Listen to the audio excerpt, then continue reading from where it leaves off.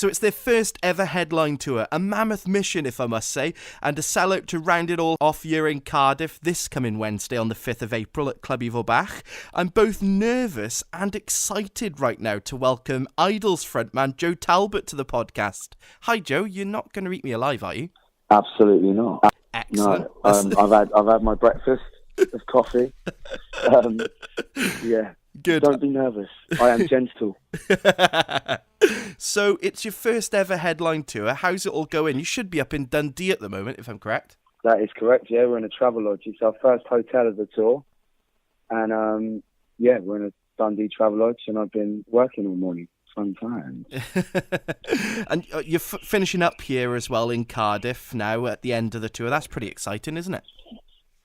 It's more than exciting. It's a beautiful thing. My dad lives in Cardiff. I grew up in, I lived in Newport, born in Newport.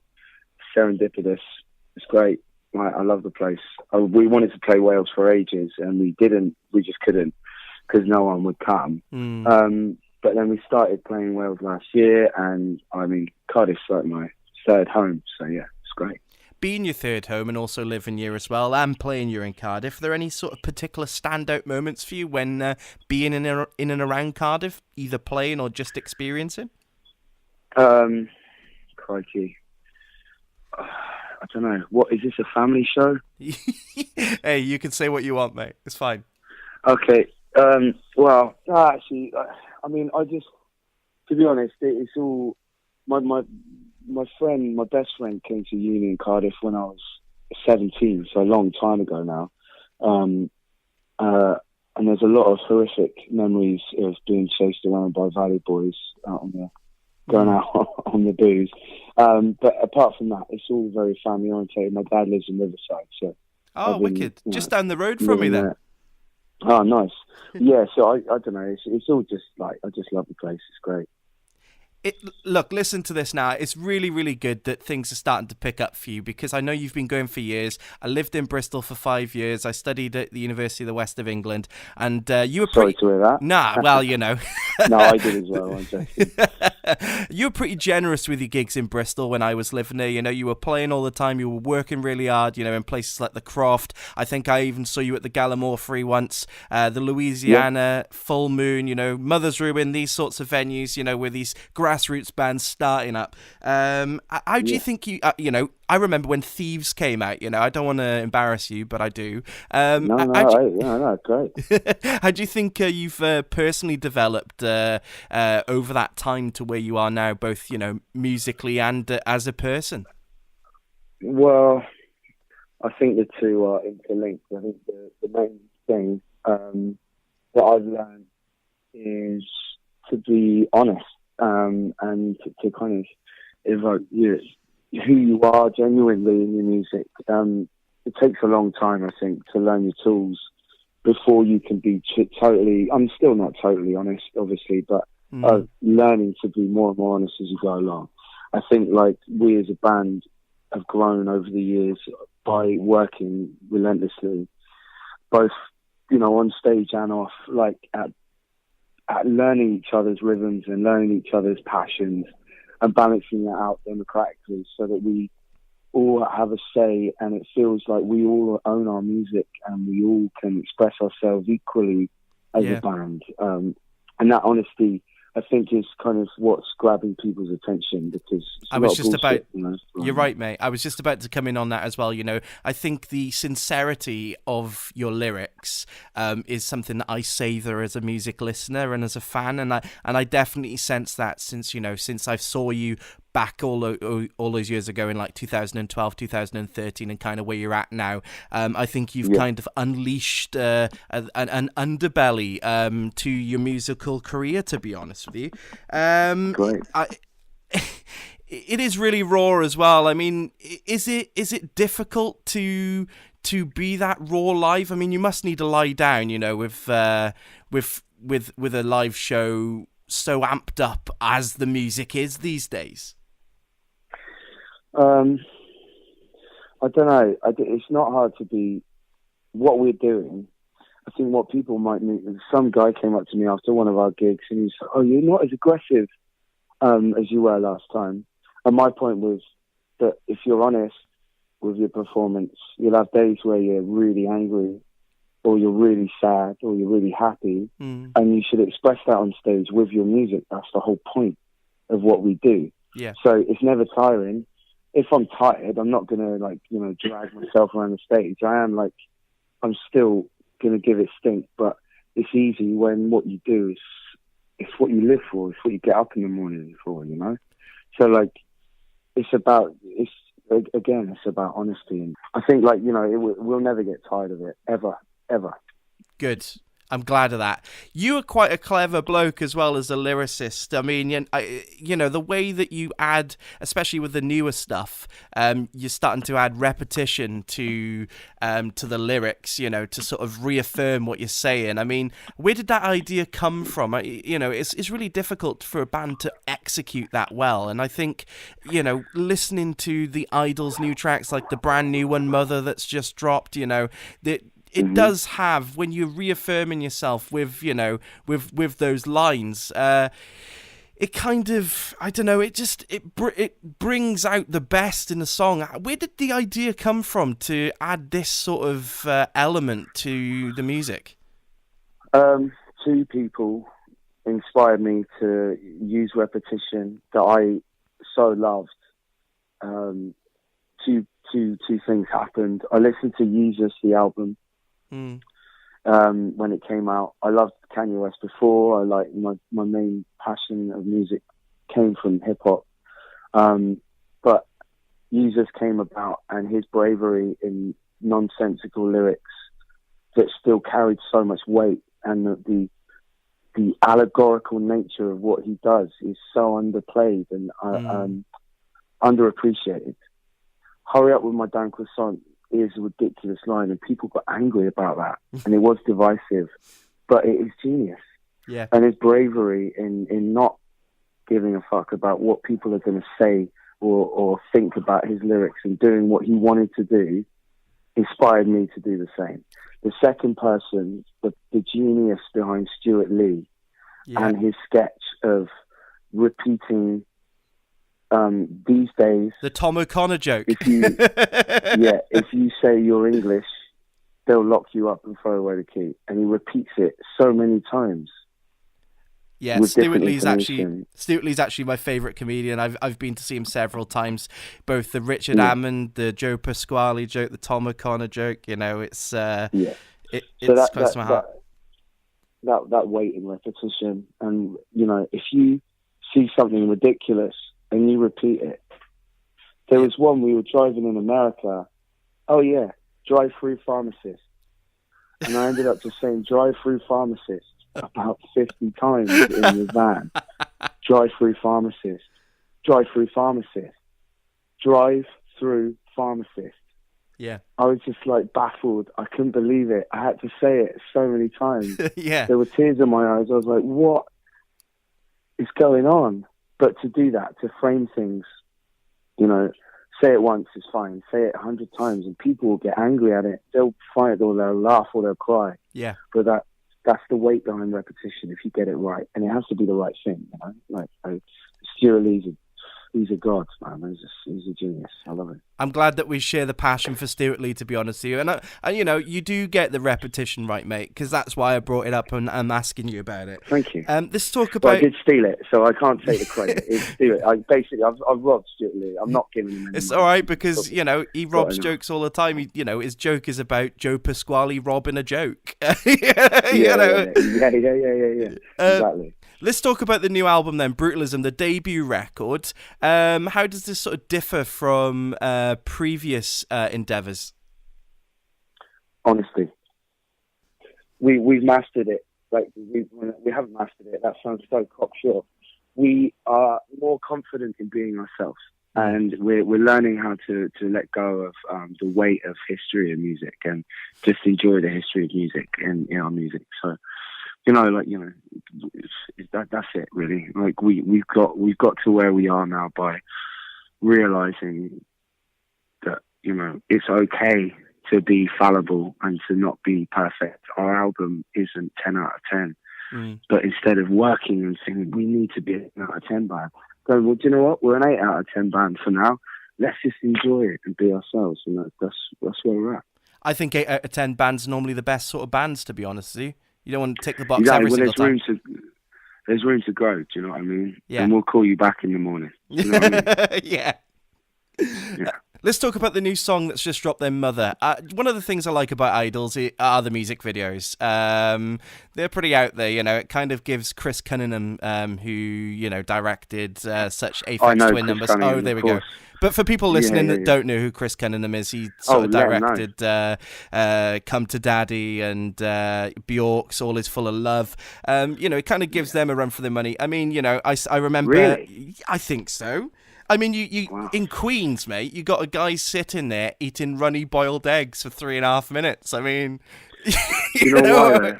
I think that's still not as grotesque as the amount of selfies that are floating about, and that was my point. You know, why celebrate yourself so much? It's just as grotesque as eating 50 boiled eggs. For sure.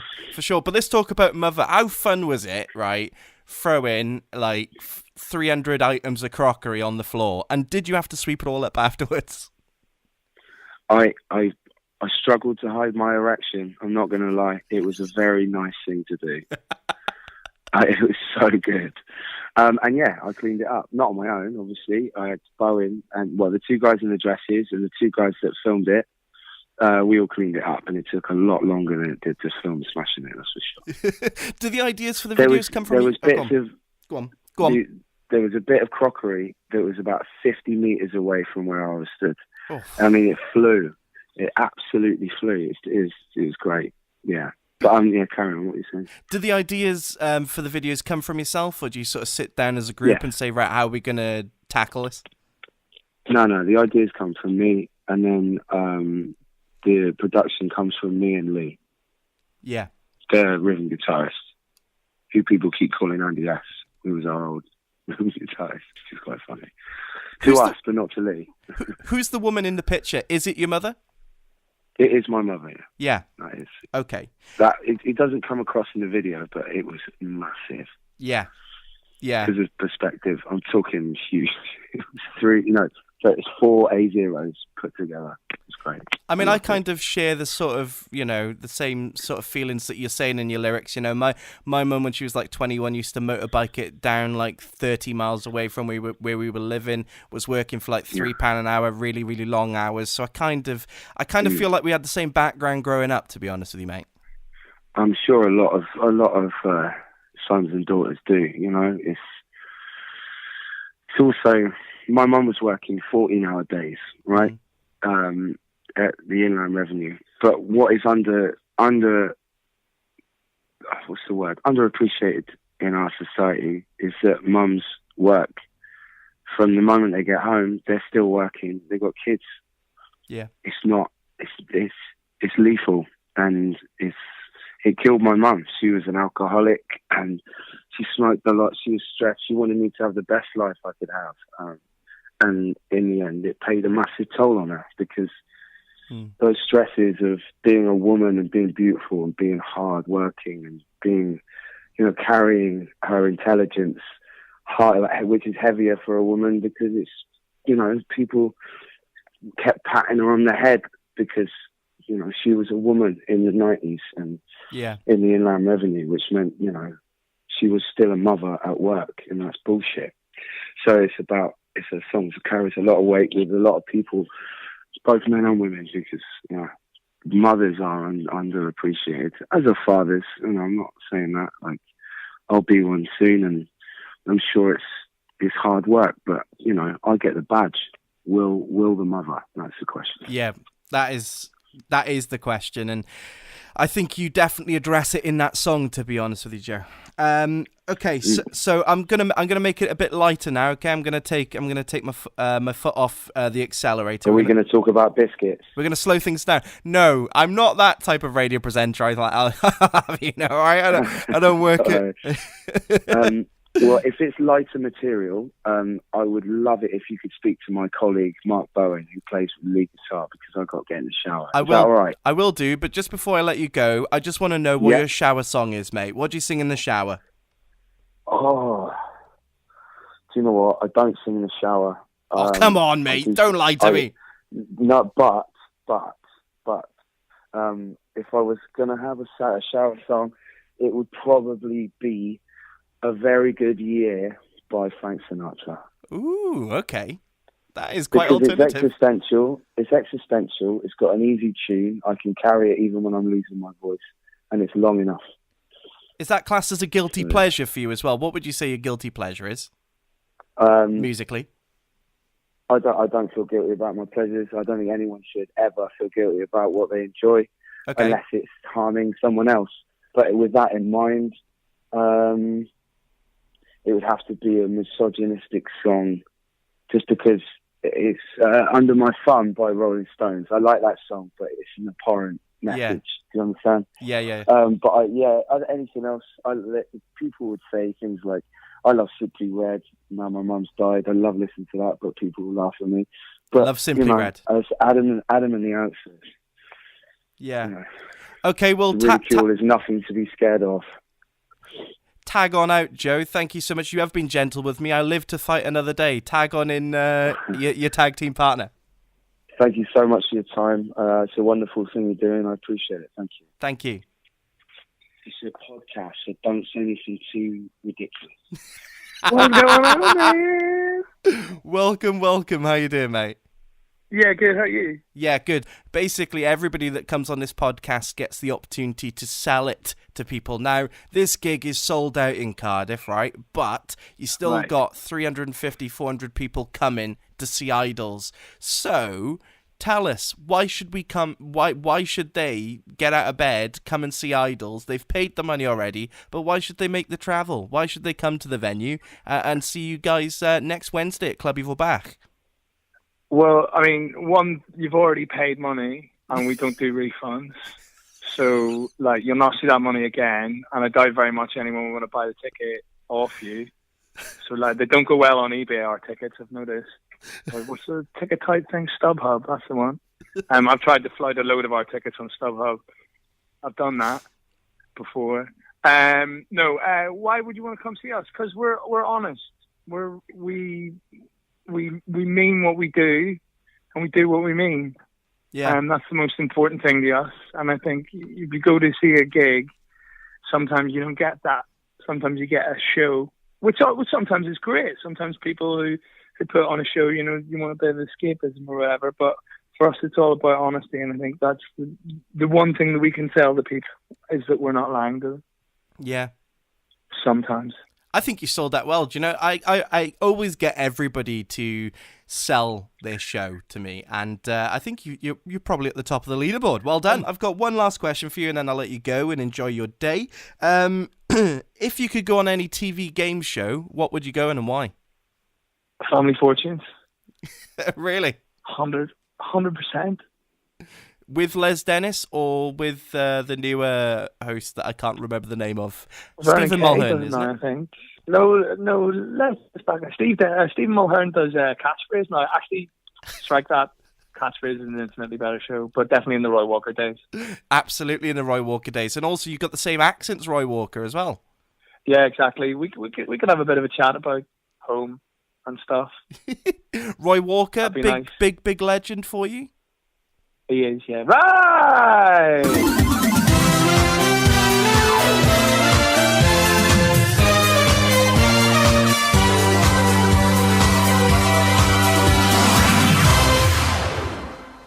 I love it. Please, can you say, let's play catchphrase? Does he say it like in a certain way? He goes, let's play catchphrase!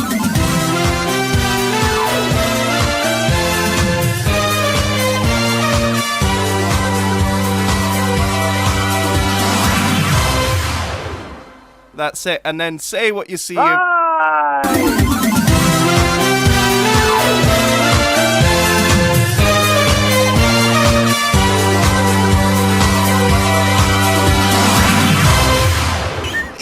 You've made my day. Thank you so much. But definitely Family Fortunes to you then. Yeah. Oh, no, catchphrase. It's back on catchphrase. Oh, Sorry. it's back on catchphrase. Got to stick with my man, Roy Walker. Okay, stick with Roy Walker. Message. Top. All right. Well, look, listen, Bowen, and also Joe, thank you so much for coming on the podcast this week, and massively looking forward to it being rounded off here in Cardiff this coming Wednesday at Clwb. Yeah, look forward to it. Appreciate it. Just one last thing, dude. Yeah, Sorry, of course. Just one last thing. Yeah, sure. You just got flushed, brah.